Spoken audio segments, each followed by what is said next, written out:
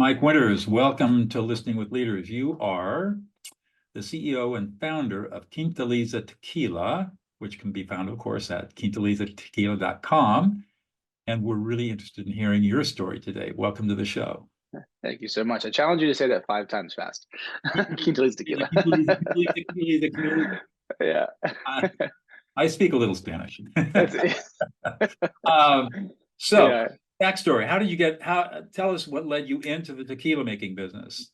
It's actually funny. I'm a serial entrepreneur at heart. I started my first company when I was 19 and destroyed it by the time I was 20. So it was actually a company that my uncle helped me out. He grew as a detailing company, and he raised a family of 4, and didn't take me long to destroy it. But a lot of lessons learned at a young age, and I think that helped. And from there, it's just spiraled from. My background is actually in medical. I'm a medical engineer, so I service CT and MRI equipment. We have a service company that's a national provider of service of MRIs and CTs.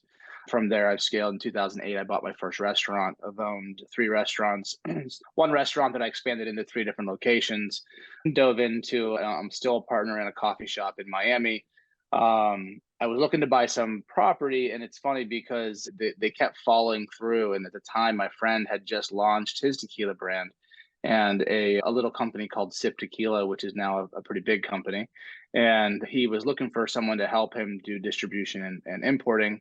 And I really wanted to get involved, but I was too far. The investment rounds were too far gone at that point for me. Naturally, like with the red tape and my knowledge, I should say, with the red tape of Florida, I decided to dive into helping to see if I could become an importer and distributor. Lo and behold, 6 weeks later, I had all my licenses required and started doing importing of tequila.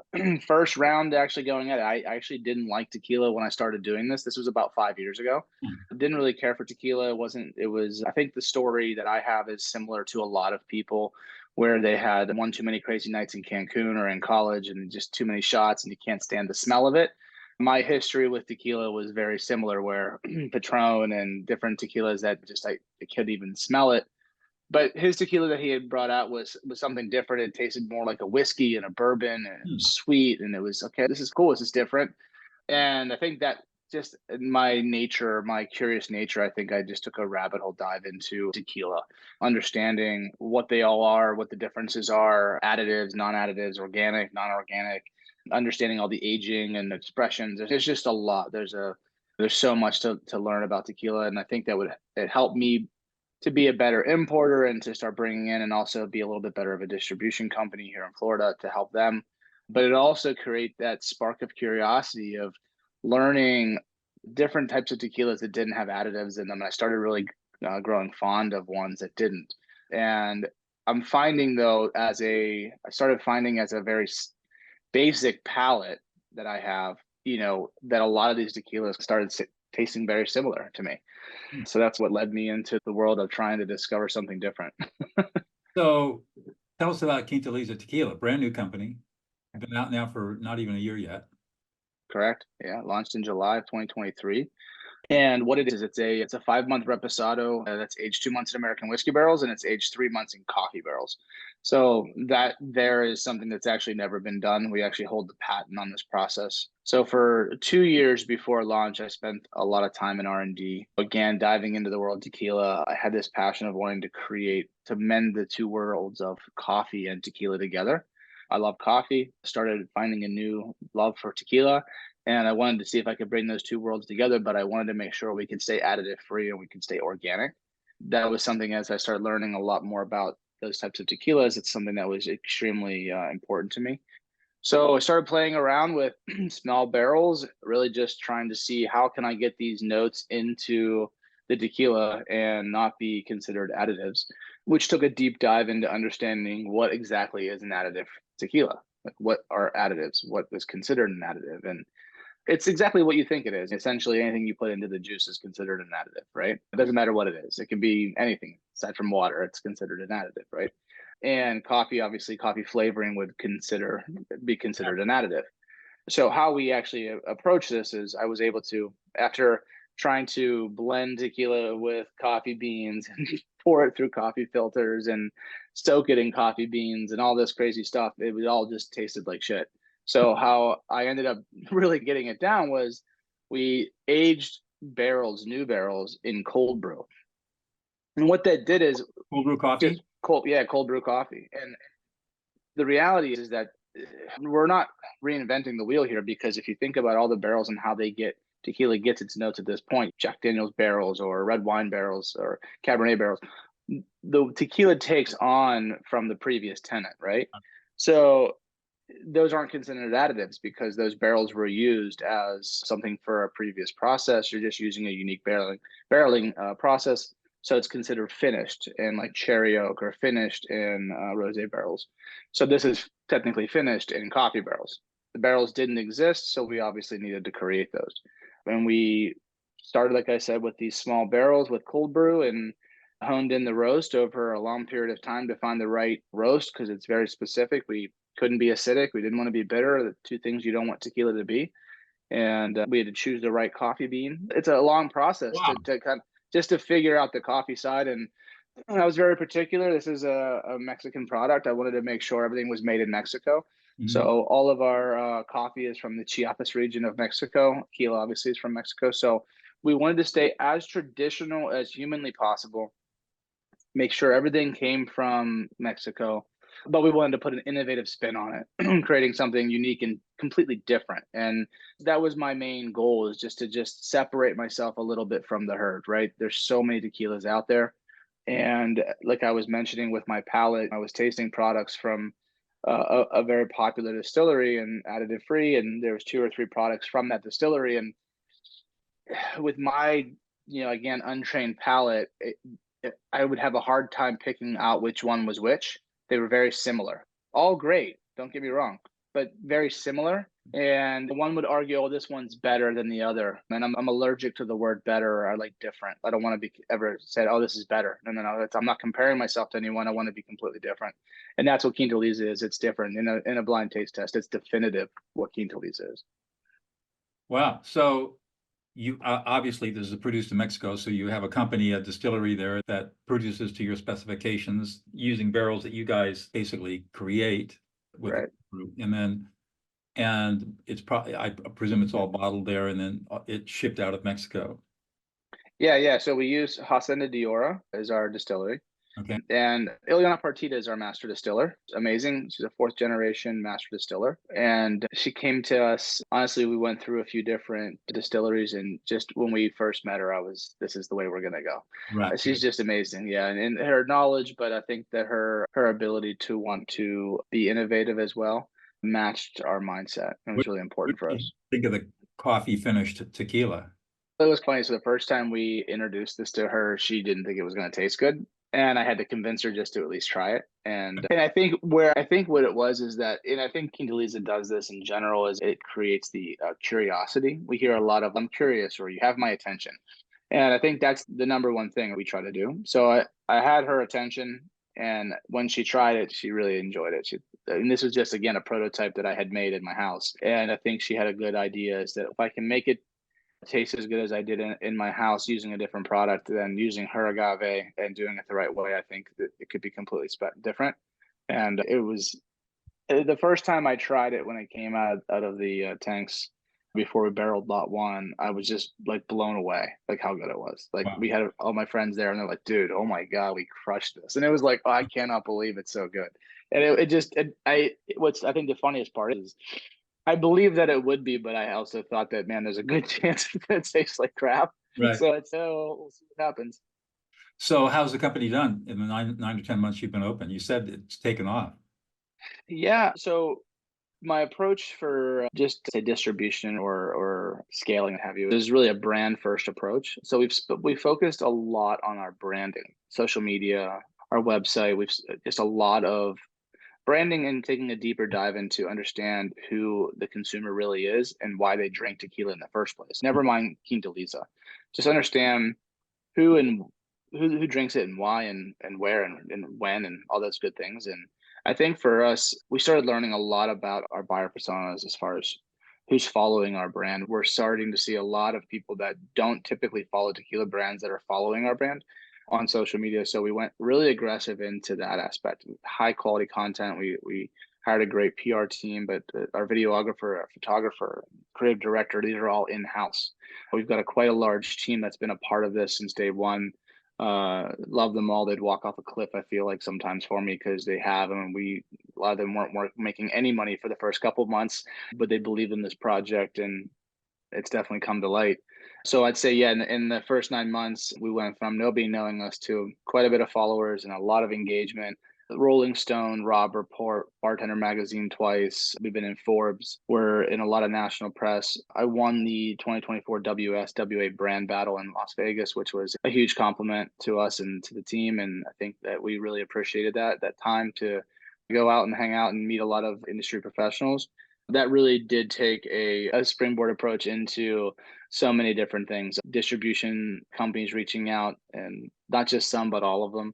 Yeah, Southern and RNDC and Breakthrough and Allied, and like literally all the major ones have reached out, and import companies from the EU and Canada have all wanted to try product, and really excited about it, because again, it gives the distribution company something that they have been looking for, which is a different set, right? It's something completely different. There's literally nothing on anyone's shelf that compares to it.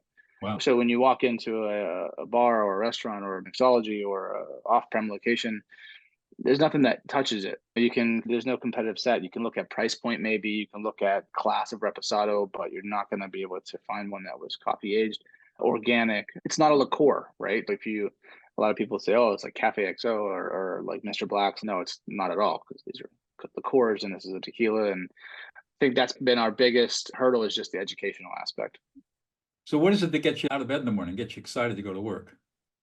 Man, it's my mind. My ADHD is my superpower. It's my title on LinkedIn. I I saw literally, that. yeah, it's a blessing and a curse. But no, I think I'm just a naturally driven person. I don't know. I think it's maybe my upbringing between my father and my mom, and all the people around me have always just never shied away from getting shit done, and not just to get it done, but to do it with a purpose. I think that's the biggest aspect, and I've never found any more joy than just building my own, just personally, right? I just enjoy doing it personally. It's not for a financial gain. I think everyone has a different skill set, or a mindset, I should say, as what their level of success is. Mine's not a financial success. It's driven by just, my personal goals, and being able to give myself enough time to be with my kids, or, be able to take the vacation without asking for permission. So Right. that's, do it differently. What do you think, as you think back on this project and all the previous businesses you've created and owned, what's the unique skill set that you think you bring to the table that makes all this so successful? Resilience. I'm resilient. I'm like a cockroach, bro. You can't kill me. It's one of those things when it comes to when I say kill me, I mean like my drive to Mhm. succeed. And I don't mean it in it's not in a negligent way, right? I'm very dialed in. I'm very focused as to what the goal is, but I also will be the first one to realize that this is going the way it should, and we need to pivot or we need to abandon. I Right. do a lot of due diligence on all of my projects prior to even committing to it. And I think anyone that knows me knows, like, when I commit, I'm all in. And it's intense, Mike. I get pretty intense as far as where I'm at and how I want to go. And so I think I bring that to the table a lot. I think I also do a pretty good job at bringing teams together. From the restaurants, having a couple of restaurants, we've been a pretty large team of employees with managers and stuff, and I feel like it was always run pretty well. I made a lot of mistakes, and I learned from those, obviously. And going into this tequila team, it's very similar. We're learning, but I'm very quick to fire myself from as many jobs as possible, and bring on the people that know better than I do. So I'm never too proud to sit there and say, oh, I know it, but I don't. The reality is I don't know all of it. That's a recurring theme that I hear over and over again from successful leaders, is that hiring the right people and letting them do their thing is the most important thing you can do as a founder and a CEO. 100%. Yeah, you've got to entrust in the team, and you've got to realize, and your job is to, as a CEO, you definitely is to fire yourself as fast as possible from all the jobs. You wear all the hats when you first sign on, right? When you Right. first start the business, you have every hat that takes to makes up a huge company, and slowly but surely you start taking those hats off and giving it to somebody else. But trust those people to do their job, but also be, cautious, and know that if there's a time to make a change, you got to make the change, because it's going to end up hurting the entire team. So you find that Z, the faster you can find that Z, the better you can. Yeah. In all of your experience, how important has listening been to you? Insane. It's insane. We Yeah. want Yeah. It's something that listening is one of those things that's hilarious because when you're a little kid, it's listen, pay attention, listen, pay you're ordered to attention. listen. You're ordered to listen. That's right. And it's very challenging as a kid because your mind's going a million miles a minute. And I think struggling with ADHD, which is a fact that growing up my whole life, that was always been a challenging aspect because my mind's been running it. And as I've gotten older, you have to learn different tactics in order to listen and shut yourself off and just shut yourself up. But one of the tactics I've learned is on Zoom calls, I have my finger usually constantly on the mute button because I tend to sometimes I'll have an idea and I want to say it and I'll mute myself so I can get it out of my head and then I'll remember it. But I didn't interrupt the person talking. I just Right. had to listen a little bit. But it's extremely crucial because if you don't pay attention to those that are there to help you, you're going to miss the information that they're giving you. And it just always comes back to bite you in the ass because you're wondering, what do I do now? Have you Right? I'm sure you've run into people who are not great listeners. How do you handle them? It's funny because I have a good mentor who I think is at times a good listener, Mhm. but other times loves to just talk over you. Fun. And yeah, and I find that actually sometimes if they're talking, I have to be the take the ringleader. I have to be the leader in that conversation. Mhm. Not necessarily being the leader in the conversation doesn't necessarily mean you're the one talking. It can be that you're listening and you listen more and talk less. And sometimes people just really need to get it off their chest and they really need to talk it all out. And I think that the best way to do that is to listen to them, take the control in the listening aspect and Mhm. let them finish and then ask them a specific question about what they just said. And I think it changes the scope of the conversation a little bit. Right. How do you deal with the messes that inevitably arise in your businesses? The things that happen that aren't, Conflicts, fights and arguments, people don't get along, people get pissed off at each other. I don't have that in this team, to be honest with you. I've actually had a lot of compliments from the people that come on saying this is the most supportive team they've ever been a part of.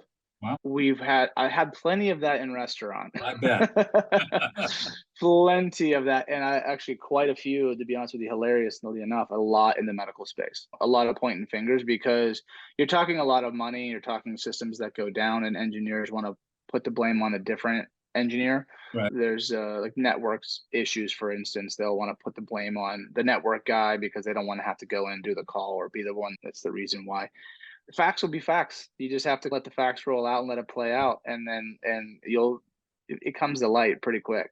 In the restaurant, I was going to say, how do you learn? I think I see the evolution. In the restaurant business, you're dealing with conflict all the time because you've all got the time. a lot of different people.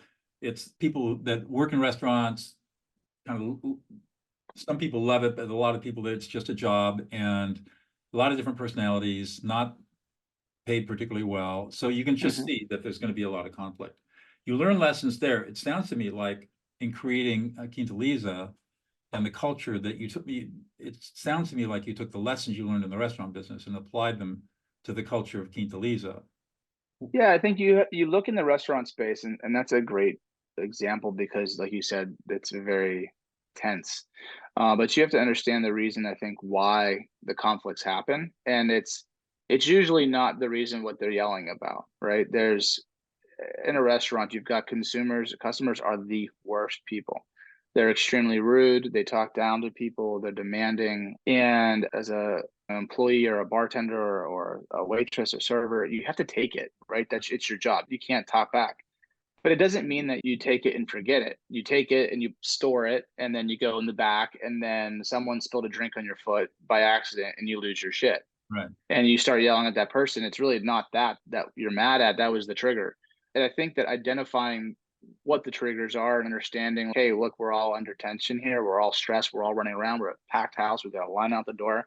We got waiters doing this and servers doing that. And you want to point the finger at everybody else because you think you're working a lot harder than everybody else is. And you're the only one working here. But the reality is that you're underpaid, you're overworked, it's hot, and it's frustrating. And nobody wants to be there, period. Not Right. even the owners have to want to be there 90% of the time. It's just a field that they fall into. With this space, on the other hand, this shit's fun. We're having a lot of fun. Not to mention that, not to say that it doesn't get testy and I should say stressful, at times when we're busy. But again, we're serving tequila. We're having a good time. We're laughing. There's no rush here. We're having fun. And there's sometimes miscommunications on scheduling. I would say probably that would be our only hurdle at times, where it was a communication error on when we're supposed to have this meeting or this video shoot or that call, and things got mixed up and we missed something. That happens. We figure out, okay, what's the problem here? Is it our platform? We just switched over actually to monday.com to start doing a little bit more organization on the formats as far as we start getting busier. But those are so small, right? And I think it's the making sure that the people that are on your team understand that. And again, it's a different pay set, it's a different mentality, it's a Right. different, completely different environment. So it is truly apples to oranges, but it does at the same time have given me, I think, training to see those red flags before they start to happen. Are you running a virtual operation or hybrid? Hybrid. We have a team here in Florida, but our PR is out of Texas, New York, and UK. So Sarah's back and forth from New York and UK, and then you have Merritt's in Montana. Our copywriter is in Texas as well, and the rest is and our VP of sales is in San Francisco. But everybody else is here in Florida. So we have our creative meetings. Luckily, our creative team, our videographer, photographer, and creative director are all in Florida. So they have their noodle sessions every Thursday, most likely, usually in person, either at a bar or a coffee shop or here at my house, to come up with some ideas of what the next videos and stuff are. But everybody else is virtual. Every Monday we've got a call at 3:30 standing. Did you finance this yourself, or were you able to get outside people to come in and help? I bootstrapped it pretty far, but we did go with a convertible round that we're currently in right now. But we've attracted some pretty heavy hitters for our Series A round, so we haven't quite gotten there yet. We're probably looking for funding in maybe October, but right now we're okay. We've got ourselves pretty far. We're able to, with our investor pool that we have now, we've been able to secure some pretty good funding. So how do you see the trajectory of the company over the next couple of years? It's a deeper versus wider approach. So I think a lot of brands, and this is where, excuse me, this is where being an importer and a distributor before starting a brand has truly helped me. It's given me a looky-loo into how brands, some of their successes and failures, some of the things that they've done that they've done wrong, allowing me to pivot and make a decision as to how we run Quintaliza. And one of the biggest things I've seen brands, I think, regret is going way too big, way too fast, where they went really deep into their inventory and they spread out the inventory across the entire country. And it was basically a drop in the pan each state. So it didn't make enough impact and the brand awareness wasn't there. So nobody knew about it. So it was a one-time buy from from the distribution company in that state, and then they never reordered because it never gained traction. So our approach is a lot deeper versus wider. We're hyper focused in South Florida, trying to kill it in our backyard. We're launching New Jersey May 1st, and that's a parlay state for us. It's a good play. It's a great test state. It's extremely dense. You don't necessarily need a state rep for it. You can get it done with brand ambassadors. So financially, it makes a little bit more sense as far as how big of a team you have to have there. But when I say it's a parlay state, they get busy in June when we start getting slow in June in Florida. It starts getting hot in South Florida. Right. So that works. And then obviously all the snowbirds that come from the Northeast down, it's a good play. Pretty excited about New Jersey. That's where we're at. When really, I don't have enough data to support a decision moving forward until we have at least 6 months traction. So up until right now, we've been doing self-distribution with my company. So I've been knocking on doors, and we brought on a broker company in the last month to help us with sales. But all the accounts that we've placed, everything we've done has been through self-distribution, which is a challenge. A lot of restaurants and bars, they don't want to bring on a new distributor specifically for one SKU. Right. So that's a big ask. And I had a high price point on it for a reason. I put a high number on it because it was a proof of concept period. When the distribution company takes over, we want the price to go down. We don't want it to go up. So they got to be the good guy going in, and it excites them. It gets them to where they go, oh, I like this product. It was moving at this price point. Now that it's lower, I can put it on my menu and really move it. Right. And that was the game plan behind it. So we'll have a better idea 6 months from now as far as how Jersey and Florida is going, as far as what our next plan is. But so it's going to be a slow rollout. You're going to pick your markets very carefully and strategically. It's a slow rollout until it's not. So I think you look at brands like Breckenridge Brewery. I don't know if you're familiar with them or not, but fantastic job at doing a slow rollout. Lalo is another really good example that hyper focused in Austin. They're from Austin. spent quite a bit of time before they started trickling into Houston and Dallas and San Antonio, and they're all in the same state. Right. They did a really good job. Now they're in 50 states in just 5 years. Wow. And they did 5,000 cases year one in Jersey. So they've done a phenomenal job at spreading the brand awareness and using that slow approach on a single SKU. So we're mimicking them a little bit. We're taking some, notes out of their book, and same thing with Breckenridge Brewery. They held that vessel pressure in Colorado for quite some time, trickled out to the West Coast, and then took a slow approach to the Northeast before they got bought out by, I think, Anheuser or Coors or somebody big. And then they were everywhere in every grocery store in South Florida to Maine. So yeah, slow approach and hyper focus until you're not, and then you turn a light switch on and you go for broke. But cool. So one more question, I'll let you go, Mike. What's one thing about yourself that we would never know about unless you told us, revealed it to us? I love writing. Really? I actually wrote a children's book, and then I actually am writing. I just finished actually a movie that's called Snowbirds. It's actually through the Writers Guild now, so I can say that. But it's completed. It's a animated movie about a pigeon that wants to fly south for the winter. How cool. Yeah. So that's something I do on my back time. I really enjoy doing that, writing, and I've been playing ice hockey since I was able to skate. I'm from Pittsburgh originally. Oh, okay. I'm from Pittsburgh. I've lived there my whole life up until I was, I think I moved to Florida in 2008, however old I was then. But yeah, I moved. My son, who's 16, plays hockey still. He's a goalie, and I love hockey. It's great sport. Good for you. This has been Mike. Thank you so much for your time today. Yeah, I hope I answered all the questions, and yeah, it's been fun. It was great.